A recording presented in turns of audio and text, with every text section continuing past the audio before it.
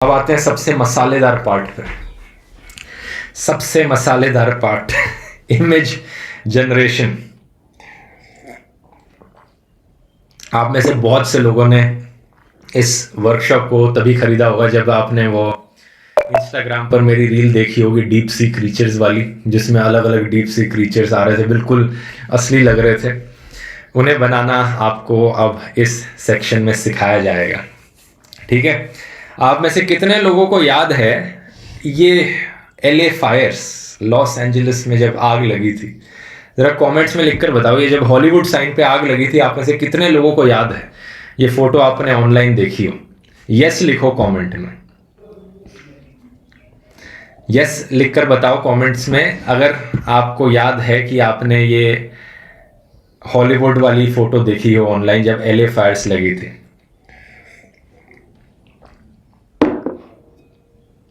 Yes yes, आप में से बहुत लिख रहे हो यस, बहुत सारे लोग यस लिख रहे हो। यस यस तो लिखे जा रहे हो, लेकिन ये AI जनरेटेड है। ये हॉलीवुड का साइन AI जनरेटेड है। वायरल गई थी ये इमेजेस जब लॉस एंजलिस में आग लगी थी, लेकिन हॉलीवुड के साइन पर स्पेसिफिकली कभी आग लगी ही नहीं है। तो बात यही है दोस्तों, आजकल AI इमेजेस का इस्तेमाल किया जा रहा है सोशल मीडिया पर लोगों को बेवकूफ़ बनाने के लिए, चीज़ों को हाइप अप करने के लिए, सेंसेशनलाइज करने के लिए। ये देखो फेसबुक पर AI इमेजेस का कैसे इस्तेमाल किया जा रहा है। ये इंडियन अकाउंट नहीं है, ये वाला पता नहीं कौन सी कंट्री का अकाउंट है। First picture of heaven seen from Venus, और 178,000 लोग इसे लाइक कर रहे हैं। मतलब सोच कर देखो, इनमें से मेजॉरिटी लोग ऐसे हैं जो सही में मान रहे हैं कि ये हेवन की फोटो है। सेम यहाँ पर हो रहा है। ये वाली देखो, ये वुड वाला हाउस जो बना रखा है, ये AI इमेज है, लेकिन जिस तरीके से लोगों ने रिएक्ट किया है, यहाँ लोगों के रिएक्शंस देखो, वाव वाला रिएक्शन। लोगों को पता ही नहीं है कि ये AI इमेजेस हैं। लोगों को इस तरीके से ओपनली बेवकूफ़ बनाया जा रहा है फेसबुक पेजेस के द्वारा, ट्विटर हैंडल्स के द्वारा। और ये चीज़ सिर्फ इंडिया में नहीं हो रही है, इंडिया के बाहर भी हो रही है, जैसा आप देख सकते हो। और इंडिया में बात करें तो भाई AI इमेजेस का इस्तेमाल किया जा रहा है इन चीज़ों पर लोगों को बेवकूफ़ बनाने के लिए।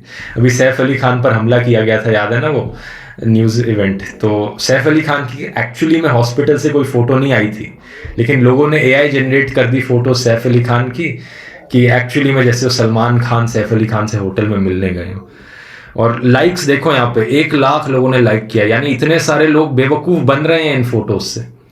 ये वाली फोटो भी देखो सैफ अली खान को रोते हुए दिखा दिया, इंजरी दिखा दी, ये सब का सब AI जनरेटेड है। ऐसे में पहले सीखने से पहले कि AI इमेजेस ऐसी कैसे बनानी है, आपको ये जानना होगा कि ऐसी AI इमेजेस को आइडेंटिफाई कैसे करना है। तो ऐसी AI इमेजेस को आइडेंटिफाई करने के लिए आपको कुछ ऐसी चीज़ें देखनी होती हैं जो इम्पॉसिबल लगे बैकग्राउंड में, या फिर आप हैंड्स और फिंगर्स को देख सकते हो। जैसा मैंने बताया था ना, वो जो हमारा गामा AI टूल है, उसने कथकली या किसी की AI इमेज बनाई, उसके 3 हाथ दिख रहे थे। तो ऐसी मिस्टेक्स अक्सर AI इमेजेस में होती हैं। और एक और तरीका है कि जो पूरी लुक है बड़ी पॉलिश्ड सी और ग्लॉसी सी लगेगी, लेकिन मेन मुद्दा ये है कि आपको टाइनी डिटेल्स पर फोकस करना है। जैसे कि ये देखो, ये वाली इमेज में इस तरीके की सीढ़ी होना क्या सेंस बनाता है? नहीं। इस वाली इमेज में क्या इस तरीके की लकड़ी इतनी बड़ी कटी हो कि बिल्कुल छत तक टच हो रही हो? इस लकड़ी को कोई कमरे में लेकर कैसे आया होगा, बताओ जरा। तो ये चीज़ें थोड़ा आपको क्रिटिकली सोचना पड़ेगा कि ये चीज़ें पॉसिबल भी हैं, जो छोटी छोटी डिटेल्स इन इमेजेस में दिख रही हैं। ऐसे आप पहचान सकते हो कि ये AI इमेजेस है कि नहीं।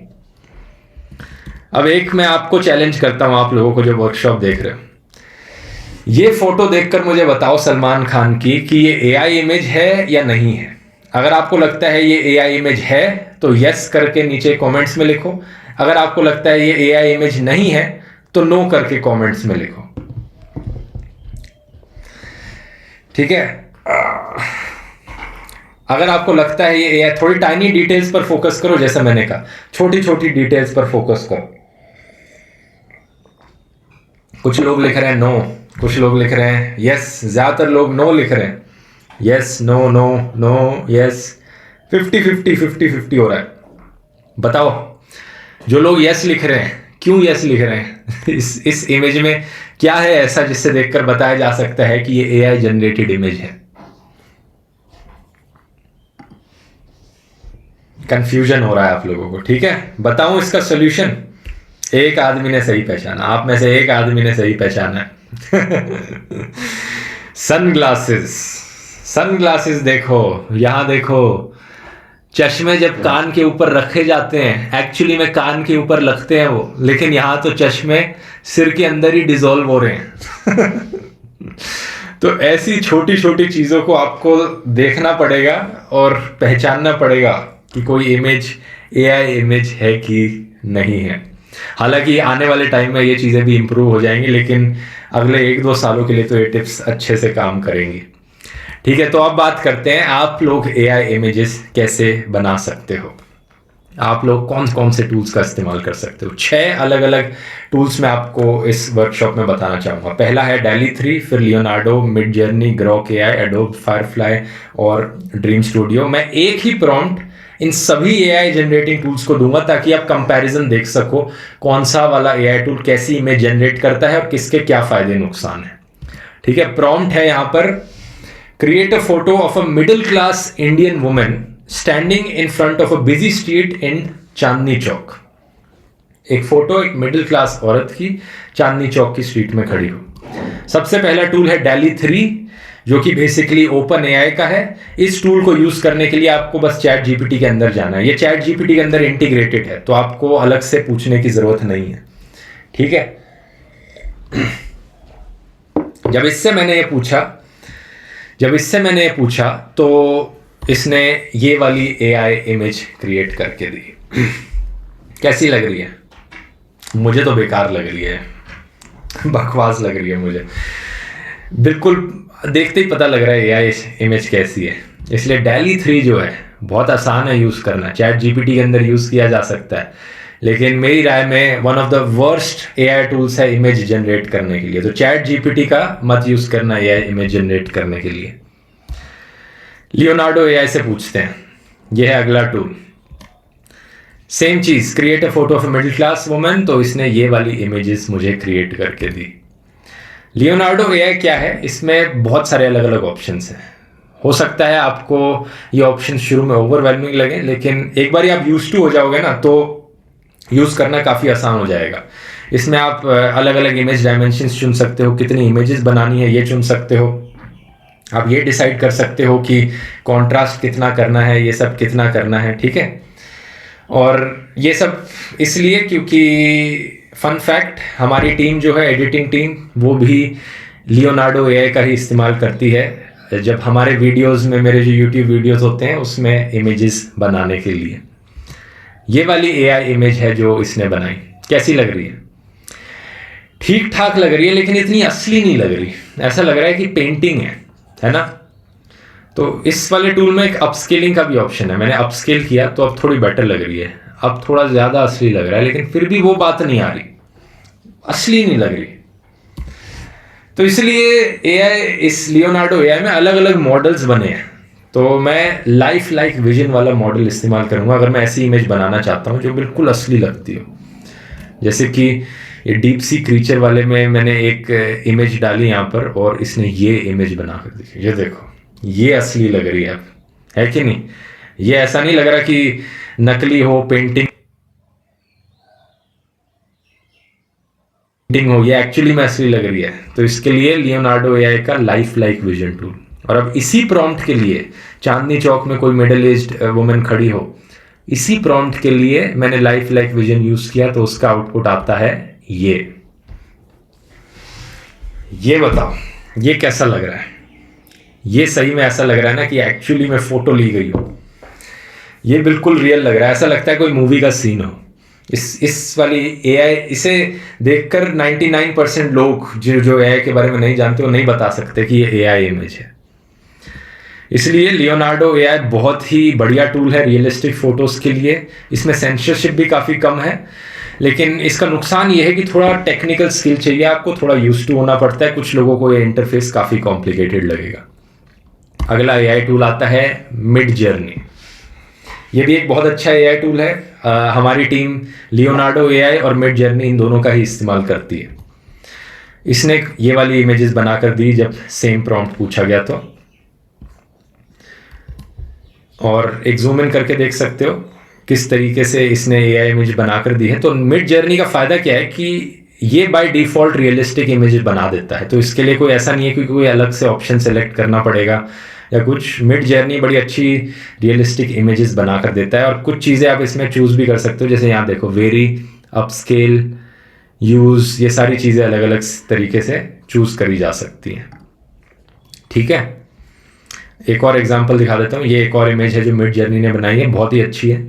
लेकिन नुकसान क्या है मिड जर्नी का, वो ये है कि ज़्यादातर इसके जो फीचर्स हैं ना वो डिस्कॉर्ड के थ्रू अवेलेबल हैं। डिस्कॉर्ड एक अलग प्लेटफॉर्म है जो आपको, जिस पे आपको अलग से लॉगिन आईडी बनाना पड़ेगा, और उसे यूज़ करना थोड़ा सा कॉम्प्लिकेटेड है। वो रेडिट की तरह एक प्लेटफॉर्म है, और उससे यूज टू होने में सही में काफ़ी टाइम लग जाता है। तो एक बार फिर से बहुत अच्छा टूल है, लेकिन सीखना पड़ेगा, मतलब आपको सीखने की ज़रूरत है, थोड़ा यूज टू होने की ज़रूरत है कि एग्जैक्टली कैसे यूज़ करना। नहीं तो जो डिफ़ॉल्ट तरीका है इस टूल को यूज़ करने का वो मिड जर्नी की खुद की वेबसाइट पर है, उसमें आपको सिर्फ ये सिंपल से टूल्स दिखेंगे जो कि बहुत ही आसान है यूज़ करना। अगला टूल आता है ग्रॉक। वही ग्रॉक जिसकी पिछले कितने दिनों से चर्चा चल रही है मीडिया में, फैक्ट चेकिंग के लिए लोग इस्तेमाल कर रहे हैं। मैंने भी अभी वीडियो बनाया इस पे, लेकिन इसे एआई इमेजेस बनाने के लिए भी इस्तेमाल किया जा सकता है। इनफैक्ट किस चीज़ के लिए सबसे यूज़फुल है पता है? रियलिस्टिक इमेजेस बनाने के लिए सबसे यूज़फुल है। सेम प्रॉम्प्ट जब मैंने इसमें डाला, ये देखो कितनी रियलिस्टिक इमेजेस इसने बना कर दी। एक्चुअली में लग रहा है ये किसी औरत की चांदनी चौक में खड़े हुए फोटो ली हो। देखो ज़रा डिटेल्स देखो, बिल्कुल असली फोटो लग रही है, ऐसा लग रहा है कि औरत असली में एग्जिस्ट करती है, लेकिन ऐसा है नहीं। तो ग्रॉक रियलिस्टिक इमेजेस के लिए बहुत बहुत यूजफुल टूल है, और इसे यूज़ करना भी बहुत बहुत आसान है, क्योंकि ये चैट के फॉर्म में इंटरफेस है। फ्री है इसे यूज़ करना, क्योंकि जिसके पास ट्विटर अकाउंट है वो जाके यूज़ कर सकता है, ऐसी रियलिस्टिक इमेजेस बनवा सकता है इससे। और लेकिन एक डिसएडवांटेज पे बाद में आता हूं, लेकिन एक और कमाल का एडवांटेज जो ग्रॉक के बारे में है, जो किसी और एआई टूल के पास नहीं है, वो ये है कि इससे आप एक्चुअल लोगों की फोटोज जनरेट कर सकते हो। जो पब्लिक पर्सनैलिटीज हैं, सेलिब्रिटीज की फोटोज इससे जनरेट करी जा सकती हैं। जैसे मैंने यहाँ पे पूछा, generate an image of Shahrukh Khan and Salman Khan partying together, है, और इसने बहुत ही बढ़िया तरीके से ये इमेज जनरेट करके दे दी है मुझे, जो काफ़ी रियल लग रही है। कोई भी और एआई टूल आपको दूसरे लोगों की, सेलिब्रिटीज़ की फ़ोटोज़ क्रिएट करने नहीं देता है। ऐसे इससे मैंने पूछा, generate an image of Shahrukh Khan and Dhruv Rathee partying together, तो मैं शाहरुख खान के साथ पार्टी कर रहा हूँ। और अब देखो एक चीज़ नोटिस करोगे अगर आप इसमें, जो इमेज इसने मेरी बनाकर दी है, मेरी और शाहरुख खान की, इसमें शाहरुख खान का चेहरा तो एक्चुअली में शाहरुख खान का लग रहा है, लेकिन मेरा चेहरा इतना ज़्यादा मेरे जैसा नहीं लग रहा है ना। इसके पीछे रीज़न ये है कि जो पब्लिक पर्सनैलिटीज़ बहुत पॉपुलर है, जिनकी बहुत ज़्यादा इमेजेस ऑनलाइन मौजूद हैं, उनके ये बहुत अच्छे रिक्रिएशंस कर देगा। जैसे कि शाहरुख खान, सलमान खान, सैफ अली खान, और जो लोग इतने पॉपुलर नहीं हैं, पॉपुलर से ज़्यादा सही शब्द ये है कि जिन लोगों की इतनी ज़्यादा ऑनलाइन इमेजेस अवेलेबल नहीं है, जैसे कि मेरी इमेजेस को इतनी ज़्यादा अवेलेबल नहीं है। हालांकि मैं वीडियोस में रोज़ आता हूँ, लेकिन जो आपको मेरा चेहरा दिखता है वो हमेशा फ्रंट से दिखता है। इंस्टाग्राम पे कोई ऐसा नहीं है कि मेरी 200-300 इमेजेस, फोटोज़ मौजूद हो जहाँ पर अलग अलग एंगल से मैंने फ़ोटोज़ खिंचाई हो। तो इसलिए ये एआई टूल मेरी इमेजेस इतने अच्छे तरीके से नहीं जनरेट कर पाता, क्योंकि इंटरनेट पर मेरी इतनी ज़्यादा इमेजेस मौजूद नहीं है जितनी शाहरुख खान की हैं, या जितनी नरेंद्र मोदी की हैं, या जितनी सलमान खान की हैं। तो ग्रॉक का फ़ायदा है, बहुत आसान है इसे यूज़ करना, रियलिस्टिक इमेज है, और इसमें कोई रिस्ट्रिक्शंस और सेंसरशिप नहीं है। इसी रीज़न की वजह से ये इमेज जनरेट कर पा रहा है ग्रॉक, जो लियोनार्डो नहीं कर पाएगा, मिड जर्नी नहीं कर पाएगा। और यही रीज़न है कि जो आपने शुरू में मैंने आपको दिखाया था ना, ये कहाँ गए, ये वाली इमेज सैफ अली खान की, सलमान खान की, ये जो लोगों ने इमेजेस डाली हैं ये ग्रॉक से ही जनरेट करके डाली हैं। तो अगर आप सीख रहे हो इस टूल को, प्लीज़ इस तरीके से मिसयूज़ मत करना इस टूल का। ये बहुत ही गलत चीज़ है बाकी लोगों की ऐसी फ़ोटोज़ डालना और इस तरीके से मिसयूज़ करना इस चीज़ का। तो नुकसान ये है ग्रॉक का कि वो प्रोफेशनल यूज़ के लिए से इस्तेमाल नहीं किया जा सकता। जैसे मैं अपने वीडियोस के लिए ग्रॉक का इस्तेमाल नहीं कर सकता, क्योंकि मैं नॉर्थ कोरिया पे वीडियोस बना रहा हूँ, मुझे स्पेसिफिक सीन्स क्रिएट करने होते हैं। नॉर्थ कोरिया में एक आदमी जेल से निकल कर भाग रहा है, तो जेल से निकलता हुआ आदमी भागते हुए बनाना है, और एक स्पेसिफिक कॉन्ट्रास्ट चाहिए मुझे, एक स्टाइल चाहिए। तो ये सब ग्रॉक में पॉसिबल नहीं है इतना अच्छा। ये इसके लिए मिड जर्नी और लियोनार्डो ही है। लेकिन advantage almost no restrictions and censorship. इतनी कम रिस्ट्रिक्शंस हैं इसमें कि डोनाल्ड ट्रंप को गन पकड़ते हुए एयरप्लेन क्रैश करते हुए 9/11 के टावर्स में दिखाया जा सकता है। देखो, सोच कर देखो, मतलब ये कितनी सेंसिटिव चीज़ है अमेरिका के पर्सपेक्टिव से अगर देखोगे। लेकिन इस तरीके की इमेजेस भी ग्रॉक आपको बनाकर दे सकता है। और आज ही एक नया फीचर आया है ग्रॉक में। मैंने आज सुबह ही ये 2 स्लाइड्स ऐड करी हैं कि किसी भी फोटो के अंदर कोई इमेजेस कोई मॉडिफिकेशंस करनी हो, एडिट इमेज का टूल आप यूज़ कर सकते हो। मैंने अपनी फ़ोटो डाली और मैंने कहा मेरी फ़ोटो मेरे चेहरे के ऊपर, मेरे सर के ऊपर एक हैट डाल दे। तो ये फ़ोटो है और इसने ये टोपी डाल दी मेरे चेहरे पर। लेकिन क्लियरली इस फीचर का नुकसान आप देख सकते हो क्या है। ये मेरा चेहरा ही बदल रहा है बेसिकली, मैं ऐसा दिखता ही नहीं हूँ। ये क्या चेहरा बना रहा है पता नहीं। लेकिन कुछ केसेस में आप इसे यूज़ कर सकते हो। कुछ भी रिमूव करना हो फोटोज से, ये देख रहे हो ना, बैकग्राउंड बदलना हो, स्टाइल बदलना हो इमेजेस का, कुछ भी ऐड करना हो, टेस्ट आउट करके देख सकते हो। अगले टूल पे आते हैं जो कि है ड्रीम स्टूडियो। सेम, अब मैंने इससे प्रॉम्प्ट डाला वही मिडिल क्लास चांदनी चौक औरत, और इसने ये वाली इमेजेस क्रिएट करके दी। कैसी लग रही हैं ये? अच्छी नहीं लग रही ना, मुझे भी अच्छी नहीं लग रही है क्योंकि रियल नहीं है, बहुत सारी मिस्टेक्स हैं इसमें। लेकिन एक ऐसी चीज़ है ड्रीम स्टूडियो में जो मैं काफ़ी यूज़फुल कहूँगा, वो है नेगेटिव प्रॉम्प्ट का फीचर। ये वाला जो फीचर आप देख रहे हो, जब मैं कोई प्रॉम्प्ट डालता हूँ, कोई इमेज मुझे बनानी है और उस इमेज में कोई चीज़ ऐसी है जो मुझे नहीं चाहिए, जो वो हमेशा क्रिएट कर देता है, तो मैं नेगेटिव प्रॉम्प्ट डाल सकता हूँ कि ये वाली चीज़ इस इमेज में आनी ही नहीं चाहिए। तो उसके लिए ये ड्रीम स्टूडियो काफ़ी यूज़फुल है। और एक और फ़ायदा इस ड्रीम स्टूडियो का ये है कि ये काफ़ी हद तक फ्री है। काफ़ी सारी इमेजेस आप इसमें जनरेट कर सकते हो फॉर फ्री। और कस्टमाइजेशन जो है वो चैट जीपीटी और ग्रॉक से बेटर है, जैसा कि आप यहाँ देख सकते हो।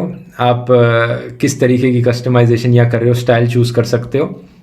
लेकिन लियोनार्डो और मिड जर्नी से कम फीचर्स हैं, लेकिन ज़्यादा इजी टू यूज़ है। तो बेसिकली देखा जाए तो ये वाला जो टूल है, ये लियोनार्डो मिड जर्नी एक तरफ है और ग्रॉक और चैट जीपीटी दूसरी तरफ है। ये उनके बीच में लाइक करता है, क्वालिटी में भी और ईज़ ऑफ यूज़ में भी। लेकिन इसका नुकसान ये है कि ये फ़ोटोज़ जनरेट करनी इतनी आसान नहीं है इससे, अगर आप बिगिनर हो तो। और एक्चुअली में ये जो टूल है ड्रीम स्टूडियो, ये स्टेबल डिफ्यूजन कंपनी के द्वारा बनाया गया है। स्टेबल डिफ्यूजन एक्चुअली में एक इमेज जनरेशन मॉडल है जो one of the first image generation models था। सॉरी, स्टेबल डिफ्यूजन जो है वो एआई इमेज मॉडल का नाम है, इमेज जनरेटिंग मॉडल का नाम है, जैसे कि मिड जर्नी है। इसे बनाया है स्टेबिलिटी एआई कंपनी ने। और ड्रीम स्टूडियो जो है वो एक प्लेटफॉर्म है जिसके ज़रिए आप स्टेबल डिफ्यूजन को इस्तेमाल कर सकते हो। ऐसा ये इतना कॉम्प्लिकेटेड क्यों है, इसके पीछे कारण ये है कि स्टेबल डिफ्यूजन एक ओपन सोर्स सॉफ्टवेयर है। ओपन सोर्स होने का मतलब क्या है, इसकी बात मैंने डीप सीक वाले वीडियो में करी थी, यूट्यूब पे जाके वो वीडियो देख सकते हो। ओपन सोर्स का मतलब है कि इसका कोड हर किसी के पास अवेलेबल है। मैं चाहूँ तो लोकली अपने कंप्यूटर में डाउनलोड करके स्टेबल डिफ्यूजन को रन कर सकता हूँ। और ऐसा करने का मतलब होता है कि मैं ऑफलाइन इसे इस्तेमाल कर सकता हूँ। और जब ये अपने ज़माने में टूल आया था ना, तो बहुत ही गेम चेंजिंग था ये, इसलिए इसका मेंशन करना यहाँ पर बनता है, क्योंकि इसने जो इमेजेस बनाकर दी थी, ये देखो, ये 2 साल पुरानी इमेजेस हैं। 2 साल पहले स्टेबल डिफ्यूजन ऐसी इमेजेस बना रहा था जो आज के दिन बाकी एआई टूल्स बना रहे हैं, और एक फ्री टूल है ये, तो इसलिए इसका मेंशन करना बनता है। और ओपन सोर्स होने का मतलब है ना सिर्फ आप लोकली डाउनलोड कर सकते हो, बल्कि आप इसे अपनी इमेजेस पर ट्रेन कर सकते हो। अपनी इमेजेस पे ट्रेन करोगे तो आप जैसी इमेजेस चाहते हो आप इससे बनवा सकते हो, इसे फाइन ट्यूनिंग कर सकते हो, और कंप्लीटली फ्री टू यूज़ है ये। लेकिन जो चीज़ें फ्री टू यूज़ होती है उनमें नुकसान क्या होता है, बहुत मुश्किल है इसे सीखना, बहुत ज़्यादा मुश्किल है इसे सीखना। आप इसे डाउनलोड करोगे, एग्जैक्टली कोडिंग के ज़रिए कैसे रन करोगे, और ईज़ ऑफ यूज़ बिल्कुल भी नहीं है इसमें। अगले टूल पर आते हैं जो कि है एडोब फायरफ्लाई। ये एडोब की तरफ से है। जो लोग फोटोशॉप इस्तेमाल करते हैं एडोब का, या एडोब का कोई भी और टूल इस्तेमाल करते हैं, ये उनके लिए काफ़ी यूज़फुल है। Same prompt Chandni Chowk middle aged women मैंने इससे पूछा तो इसने ये बना कर दिया। यहाँ पे भी कुछ मॉडिफिकेशंस के फीचर्स हैं। आप एस्पेक्ट रेशियो चेंज कर सकते हो, आप स्टाइल चेंज कर सकते हो। यहाँ पर आप देख सकते हो किस टोन में आपको इमेज चाहिए, ब्लैक एंड वाइट चाहिए, कूल टोन चाहिए, पेस्टल कलर चाहिए, क्लोजअप चाहिए, लैंडस्केप चाहिए, शैलो डेप्थ ऑफ फील्ड, ऊपर से शॉट चाहिए, नीचे से शॉट चाहिए, कैसी क्लोजअप शॉट चाहिए, ये सब आप चूज़ कर सकते हो। इसमें काफ़ी सारे ऑप्शंस हैं इस एडोब वाले में, और कुछ इस तरीके की इमेज ये क्रिएट करके देता है। अच्छी है, काफ़ी अच्छी है। मैं कहूँगा लियोनार्डो और मिड जर्नी के बाद यही नंबर 3 पे आएगा ईज़ ऑफ यूज़ और क्रिएशन के बारे में। और बहुत सारे फीचर्स इसमें अवेलेबल हैं। अगर आप फोटोशॉप यूज़ करते हो तो डेफिनेटली इसको यूज़ करना बनता है। आप किसी के टी शर्ट का कलर चेंज करना हुआ, text to image generate vector, ये सब इसमें किया जा सकता है।